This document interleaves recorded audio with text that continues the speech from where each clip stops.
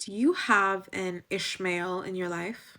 Now, if you guys don't know, Ishmael was the son that Abraham had with Sarah's handmaiden Hagar.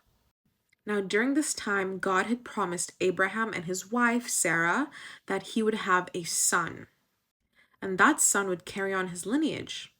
Now, this was a significant promise because they were very old by this time, and so it was really difficult to believe that they could still have children. But when God made Abraham that promise, he believed him. And that's the reason why God saw Abraham as righteous, because of his belief in what God had said. Now, during this time, the promise was taking a while to come to pass. And we all know how sometimes God may promise us something and it takes a while to come to pass. Now, Sarah, Abraham's wife, began to, get weary. She began to sort of be a little bit unfaithful. And she decided that, oh, you know what? I have my own plan. So she suggested that Abraham should take her handmaiden, Hagar, and sleep with her and have a son with her and, make her sort of a second wife. So Abraham listened to Sarah and he had a son by Hagar called Ishmael. Now, Ishmael was not the child of the promise. Isaac was. And a few years later, God ended up fulfilling his promise to them, and Sarah got pregnant with Isaac. Now, after Isaac was born, Abraham was forced to give up Ishmael and to let him go.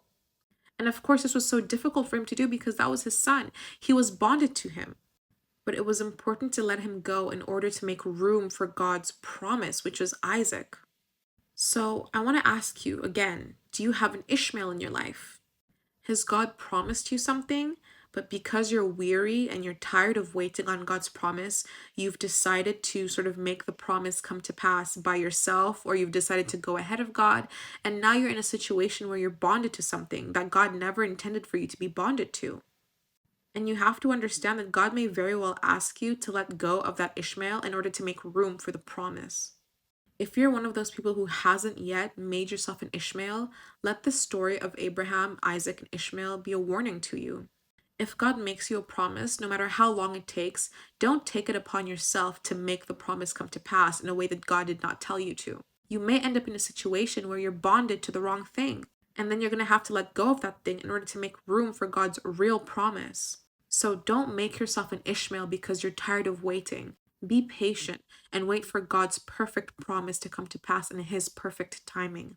Trust in God. Don't get impatient. Don't get weary. Just trust. God bless.